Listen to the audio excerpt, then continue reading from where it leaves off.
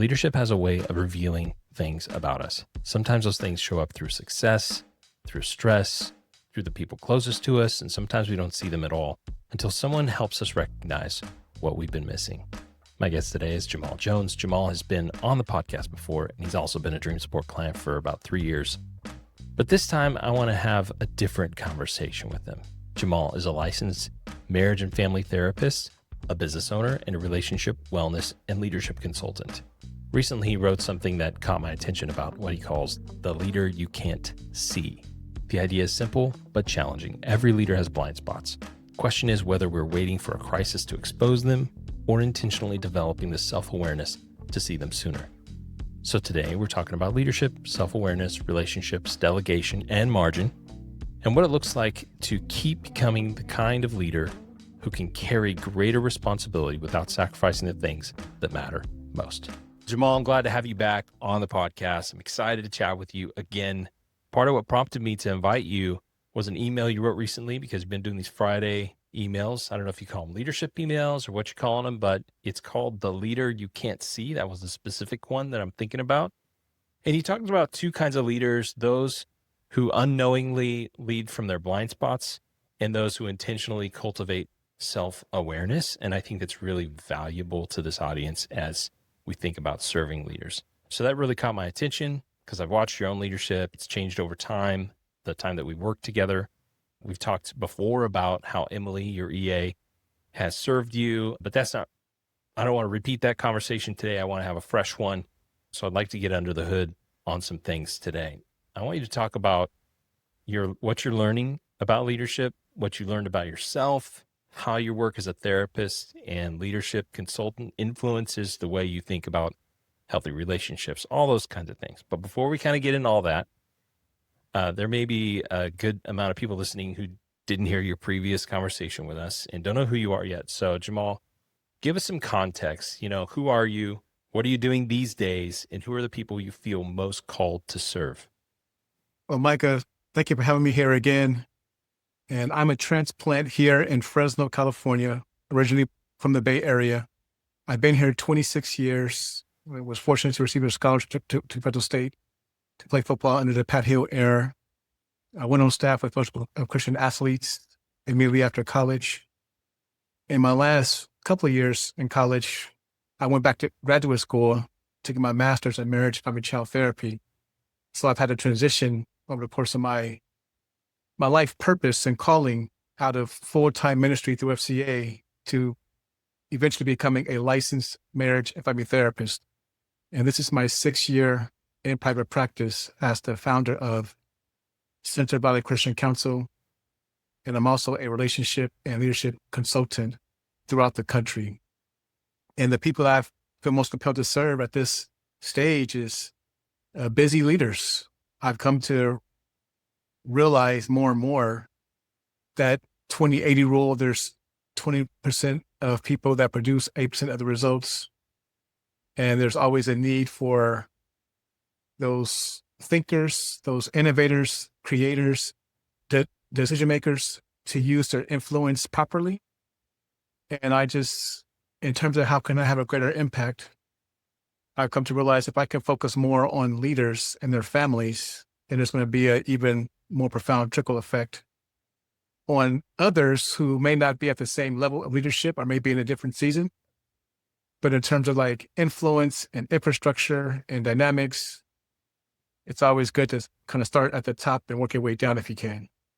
You started doing this Friday email thing not too long ago. How long ago did you start that? Maybe within the last 2 months. And so it really is aimed at those kinds of people, right? Leaders, busy leaders. This is very similar to who we serve, busy leaders.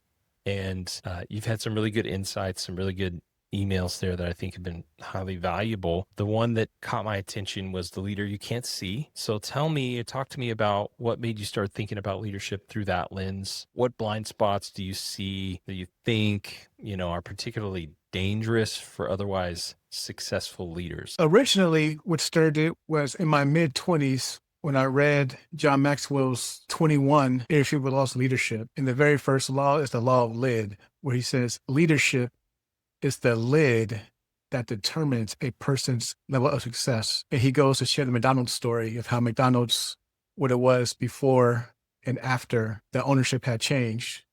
That was the beginning. And that's what eventually led me to become more interested in leadership and personal growth and development. And I would eventually go to graduate school. And when I became a therapist, you're required to get 3,000 clinically supervised hours of marriage counseling, family counseling, individual therapy, group therapy. But when you go get your own individual therapy, that 1 hour counts for 3 hours. Wow. So at the time, that was just a great way to expedite getting my hours. So Sure. I went to therapy for that reason. So you did 1,000 hours of personal therapy. Is that what you're telling me? Man, I'm close. I'm up there. And then what I realized as I've been reflecting in this current stage of my life is that more important than the 1,000 hours of personal therapy, it's the insight and personal awareness and learning how to make responsible, strategic, intentional, aligned decisions about life, marriage, family, entrepreneurship, business, finances through a lens of self-awareness. Yeah. Well, that certainly impact things, right? Yeah. The more you know about yourself, the better you can make decisions that pertain to how your life's going to go, right? Mm-hmm.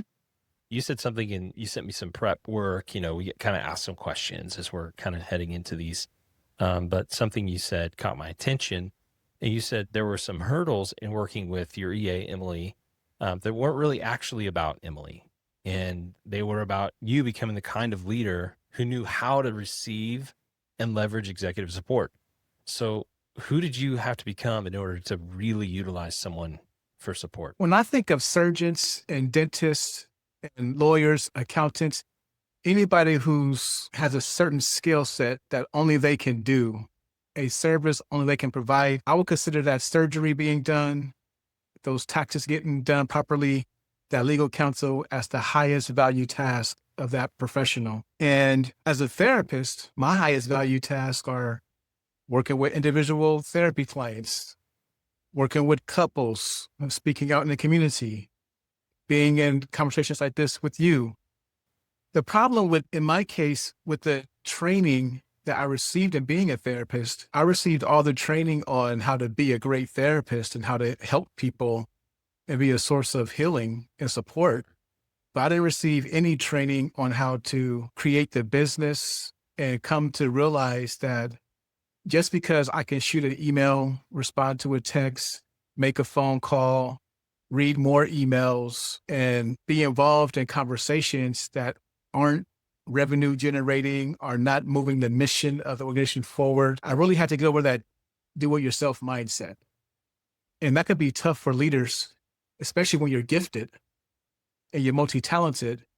You so passionate about doing all these things. And I just had a moment where I realized, even though there are some things that I can continue to do myself if I want to, I can't continue to grow. I am limited as an individual contributor. My potential is limited. So that's one hurdle I had to overcome, was the do-it-yourself mindset. Another hurdle I had to overcome was the ability to trust. Because when you think about leadership and you think about leverage and how do you multiply your time, multiply your attention, multiply your resources, and how do you build teams and surround yourself with the right kind of people? Particularly as a therapist, I spend a significant amount of my time helping people repair trust. And for me personally, when I invited this executive support into my life, it's very scary because there's HIPAA compliance, there's confidentiality. Right. You don't want your support sending out private information to the wrong person. And so I'm very protective and I want to be responsible in all this guarded information. And outside of that information, there's other things about finances, about marketing, about advertising, about your name, your brand, and different relationships. And so when you get to a place to where you want to build a team or invite executive support, if you can't trust that person, and by trust, I mean, you'll know that you're being trusted, you're entrusting more into that person when it feels a little bit scary because you're being vulnerable and you're being transparent And you kind of feel like if my EA takes this information and uses it the wrong way, then I would feel embarrassed. I would feel screwed. And so obviously the character of that person or the people and their competence is important. So do-it-yourself mindset, trust, and the art of delegation. Delegating is not avoiding or abdicating your responsibility as a leader. We know that you are still accountable and responsible. And when you delegate, the people you delegate to are going to have questions about your expectations. They're going to send you a text message. They're going to email you because, at least in my experience, I know that my EA, she really wants to provide me with dream support at the highest level. And frankly, she can't do that if I don't give her clear expectations, guidelines, and even after explaining something, it still might not be clear. So it's an ongoing flow of communication where it's not like, hey, I'm going to delegate this to you and go figure it out. It's more like, I'm going to delegate this to you. If you have any questions or concerns or remarks, I also want to empower you to feel comfortable to come back to me. Don't be ashamed to ask me a question. Or if you feel like you can solve it and figure it out yourself because you understand the vision and the purpose, then go for it. And then lastly, I think it's important for leaders, especially if you're starting your business or planning your church, or if you're used to, whether you're starting, growing, or scaling, there's always the financial piece. And I think it's of utmost importance when it comes to your executive support, your admin support. You really have to ask yourself, what is it costing you not to have that executive support? Because you could be a pastor of a church and you can have a vision to plant this church and you can have members coming on Sundays, or you can have your business, your product and your service, and you have clientele. And going back to the surgeon, we want that surgeon focused on surgery. Can you imagine a surgeon performing surgery and checking text messages and reading emails and taking phone calls? That's a lawsuit waiting to happen. Yeah. Yeah. And so that applies to us as leaders is when you really take time to count the costs of not having executive support, it literally can cost you lives and cost you significant resources. And also can cost you your personal, how you show up personally for your own family, your marriage, your children, or whatever it might be for you. You said a lot of good stuff there. As I think about leaders who move fast, because that's high capacity leaders, a lot of times, busy people, they're moving fast. And when you move fast, what happens? You break things. You miss things, right? You can be like a bull in a china shop and you just turn around and you're just like, yeah, we do this. You're breaking stuff. Sometimes having somebody else next to you helps you slow down or helps you to catch the things you're knocking off the shelves. So tell me about, what does it require for a leader to give another person enough access and trust to see behind the curtain? That's a great question. And I'm going to go to my cheat sheet because I have some thoughts about that. What I wrote down was number one is self-assessment, that commitment to ongoing personal growth, learning more about yourself. Because as a leader, your organization or ministry is not going to outgrow you. Mm-hmm. But as you grow, you want to have more clarity around how you become stronger, what are some growth areas, and hopefully you have people in your life to speak to your blind spots. And with that clarity, you can now communicate from a place of trust. And with that trust, the communication becomes more transparent. Here's where I'm at. Here's what's going on. Here's why I'm thinking this way. Here's the risk involved. And vulnerability with the executive support is really important because if you're a leader and you're afraid to confide in your EA, then either you have a problem as a leader or you have the wrong EA. So if you have a problem as a leader, then again, there's ways for you to grow and to mature and to repair trust or your ability to trust. If you have a problem with your EA, that's what I love about Micah Foster Dream Support. to me, what sets apart dream support, I'll never forget. And I love the process. The reason why I refer people to dream support, because everybody has different needs. And I just love the fact that Micah, he meets with the leader one-on-one for whatever time he needs to. He asks very intelligent questions. And then what Micah does, he takes all the information that you give him about your lifestyle, your business, your needs, your wants, your preferences. And for lack of a better term, Micah is essentially a professional matchmaker. He goes into his ecosystem of executive assistants, and then he creates opportunity for the leader and the executive assistant to meet. And we both go into that conversation knowing that it's an introduction. Micah thinks he sees it could potentially be a good fit, but both the leader and the EA have the opportunity to share with Micah their thumbs up or thumbs down. Yep. And that process just really expands the trust and the belief that this relationship is going to work and that it's possible to have a vulnerable, trustworthy relationship with the EA. Yeah. Yeah. I think it's really, really important, not to just put the next warm body in there, not to just get somebody who can do, but somebody who connects with the mission of what you're up to, can support what you're up to, wants to be a part of that, wants to elevate that. Those are really important pieces of the pie. You, though, in your work, you have this really interesting cross section of being a therapist, an entrepreneur, and leadership consultant. And what I'm learning too about a lot of people who have a private therapy practice is they are all those things. A lot of times it's not just therapy they provide. And I'm not minimizing the therapy part, but I'm saying they also have these other skill sets that they offer to people in different ways. So what does your training as a therapist help you see in leaders that might otherwise get overlooked by another kind of leadership consultant? One is the need to always instill hope, realistic hope in every interaction, because clinically we know that the rate for suicidality and homicidality and child safety concerns and elder abuse, fundamentally, we're trained as therapists and mental health providers to assess for these things. And every conversation, every phone call that comes in, I've developed a mindset of how can I instill hope in the world? How can I encourage this person?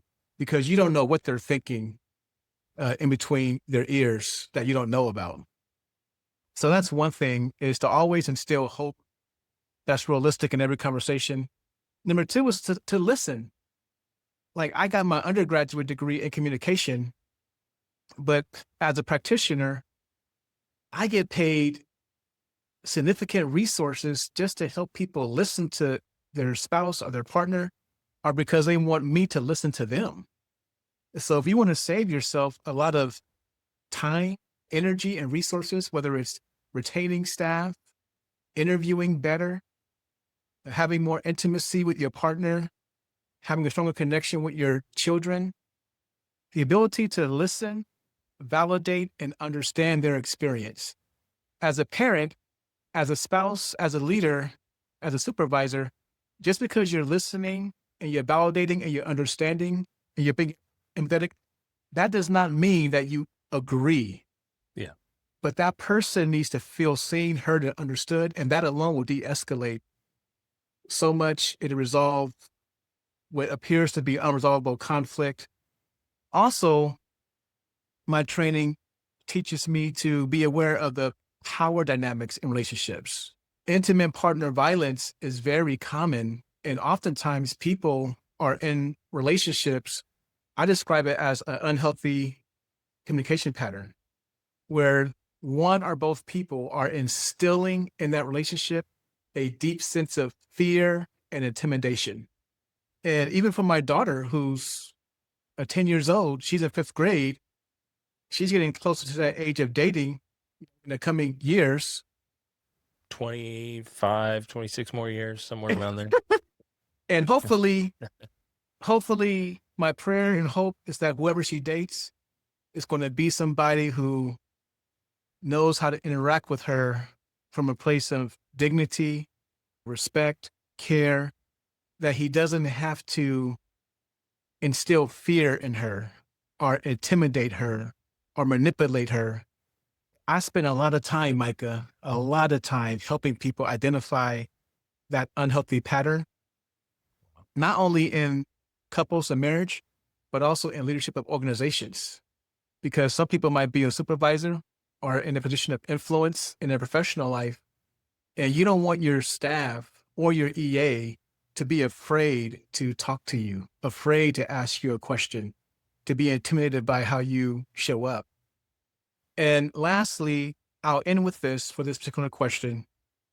Earlier this year, Micah, I ran a Google Ads campaign to create more visibility for prospective clients and to get more leads into our practice. And even after the Google Ads campaign we did earlier in the year, we're still getting a lot of organic leads through our SEO and other marketing efforts. And I've been shocked as a professional at the number of inquiries that come in when couples are already separated, about to separate, thinking about divorce seriously. And so I would say this to anybody, not just for marriage and couples, but for your self-care. What's been heavy on my heart is this quote. I'm not sure where it's from, but it says, 1 ounce of prevention is worth more than 10 pounds of intervention. Yeah. So I'm a huge fan of, make the investment, be preventative. And whatever you invest to prevent something from happening, usually, in most cases, it far outweighs what it would cost to wait for an emergency or to be in ICU or to be in a life and death situation. Yeah, that's really good. If there's a leader who's listening and is like, oh man, maybe this is hitting kind of close to home. Maybe I need to invest in some prevention or some intervention. Who do you most feel called to help right now? And what kinds of things are you helping people through? You can't say specifics, obviously, but what does working with you actually look like? My practice is focused on busy leaders and their families, entrepreneurs, pastors, and I target people who value their personal growth and development because my practice is primarily a private pay practice. It's non-traditional in the sense of we only accept one insurance. So our clientele make a decision to bypass insurance and invest privately. And you're not going to invest privately unless you believe that you're worth investing in. And you're not going to make the investment unless you can see the problems that you face. To give some examples without disclosing any information, I think of someone I met with recently who is making some high stake decisions about his career. And this decision about whether to stay with his company or to take a risk and interview for other companies, it's scary for him. And I think about somebody I met with this morning who is very cognizant and aware of his boundaries and his sexual integrity and how he wants to keep his sexual integrity in a healthy place, to be proactive and connected with his wife and not fall into other challenges. I met with somebody last night who today is getting an update about on her surgery. She's a student athlete and she was scared about the update she was going to get from the doctor today. So I'm going to have to follow up to see how that appointment went. And she's actually a junior in a high school, and it's a prominent high school in her area. She's highly competitive. And it's always hard when you're overcoming an injury. People come to me when they're grieving. And so I clinically, in my therapy practice, I serve residents throughout California when it comes to individual therapy. My consulting spans throughout the country. I'll share one story and then end with this.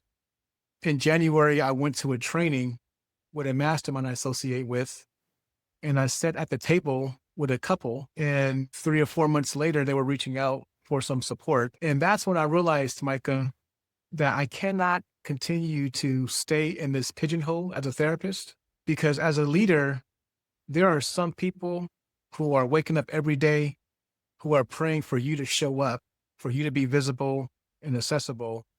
And it's up to us as leaders to be creative on how we can be lawful and ethical and help the people that are our assignment. So with this couple, they're in New York, but for some reason, they wanted Jamal Jones out of California to help them. So I looked at the laws and ethics of my profession and all of that, and I made sure that I followed specific guidelines so that I can serve them in the role of a consultant. And the same is true when I'm offering services to organizations, churches, or businesses. When it comes to the morale of the company, burnout is very common, unfortunately, in many industries. And so I would just encourage people that if you want to work with me, in particularly, you can go to my website, principalcounsel.com. You can apply to work with me and be clear about what you want. If you're confused, we can figure it out. But Mike, I just want to help as many people as possible for as long as possible. And I take responsibility as a steward of those people who are my assignment, regardless of my licensure. One last story. This is one of my funnest things I did this year. It was so much fun to be with you and 16 or 17 other entrepreneurs early in the year when we had a power lunch. And the idea of this power lunch was, we're networking with all these leaders and entrepreneurs. And when you get to a certain point in life and business, we all got needs. So ain't nobody trying to walk around here like we got it together, like we don't need help.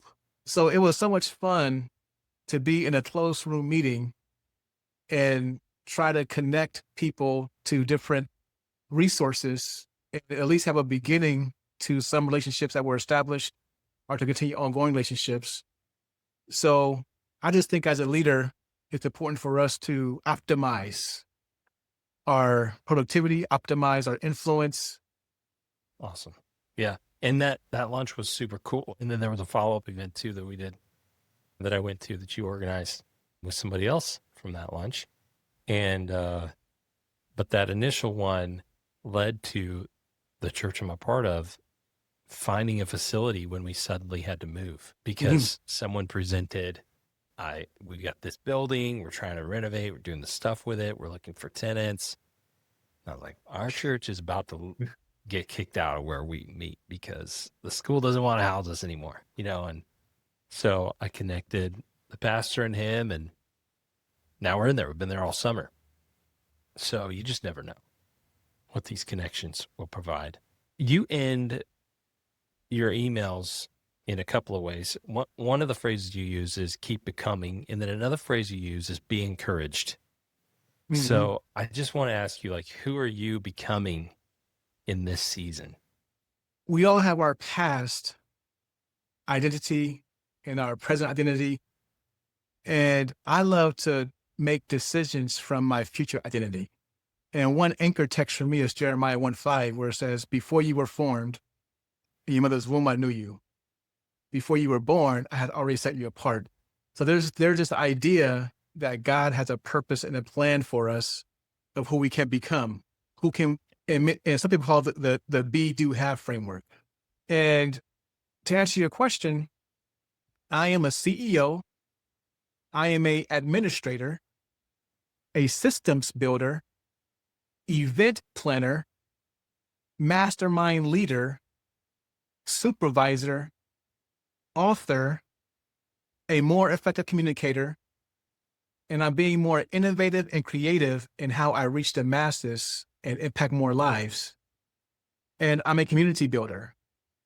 These are a lot of these terms, at least more recently, as I've been reflecting on my calling and purpose. Again, I've had to remind myself that being a therapist is part of who I am. It's essential to my calling, but I have so much more to offer the world. So I would encourage our audience to everybody, you have your past and you know your story.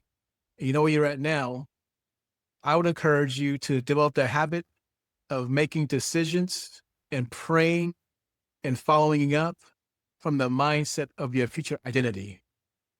And then take that future identity and speak about it in the here and now time. So I am a CEO right now, and I'm becoming a more competent, more proficient CEO. I am a event planner, systems builder. One thing this last 18 months, I've been focused a lot on funnel building and systems. And these are things, Micah, that at other points in my life and career, I would run from. Yeah. Absolutely run. I could not stand events. Yeah. But now I'm in a place where I understand that events are really impactful and they're scalable. So to keep becoming, you got to keep growing, leveraging your strengths, but still also giving some attention to your growth areas and be open-minded, because I'll end with the text in Ephesians where it says, now unto him who's able to do exceedingly abundantly above all that we can imagine or think. I would have never imagined being the person I am today or becoming the person I'm becoming in the future. But I think it's a response to my faith and just pursuing my calling and allowing God to reveal more and more of what he wants for me.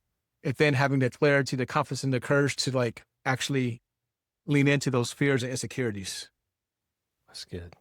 Yeah, it's really good. It's also helping me prepare mentally because I'm talking to junior high kids this Sunday and they're all trying to become something. And they're all trying to figure out who they are and where they fit and what kind of social group do I belong to. And they're changing their clothes and haircuts right now to be cool and all that. You're giving me some stuff and I'm gonna incorporate too. Jamal, I know there's probably some people listening who connected with something you said this time we've been together. Maybe they're not in crisis, but maybe things are actually going pretty good. Maybe they're recognizing a blind spot, wrestling with a decision, experiencing some tension in an important relationship, or realizing they want to become a healthier and more intentional leader. If somebody wants to continue and start a conversation with you, learn from you, explore with you, where do they go? What's the best way to connect? You could go to Central Valley Christian Council, and council is COUNSEL, Central Valley Christian Council.com. And when you click on connect with Jamal or work with Jamal, it'll send you to an application. That application is for help. It's going to ask some simple questions. It does two things. One, it gives you more clarity about what kind of help you need. It also gives me an introduction to how you're thinking so that we can have a follow-up conversation to figure out how to best serve you. So go to the centralvalleychristiancouncil.com, complete the application, and we'll follow up usually within 24 to 48 hours. Awesome. Awesome. Well, I just appreciate you taking the time to chat with me here today and share some of your insights. Keep the emails going on Fridays. Be encouraged. Keep becoming. Thanks for listening. God bless. Thank you, Micah. It's been a pleasure. I hope something in that conversation gave you a reason to reflect. One of the things I keep coming back to is that greater leadership capacity isn't necessarily about figuring out how to carry more. Sometimes it's about becoming aware of what you're carrying that you shouldn't be carrying anymore. Sometimes it's inviting someone else to see what you can't see. Sometimes it's creating enough margin that you can give your best energy to the work, relationships, and responsibilities that actually require you. Sometimes it's simply having the humility to remain teachable. If something Jamal shared resonated with you, I encourage you to connect with him and continue that conversation. And if your takeaway was that you're spending too much of your own capacity on things that don't actually require you, that's the work we do every day at Dream Support. We help busy leaders find and effectively work with remote executive assistants so they can create margin, multiply their focus, and spend more of their lives doing the things only they can do. Until next time, I'm cheering you on. God bless.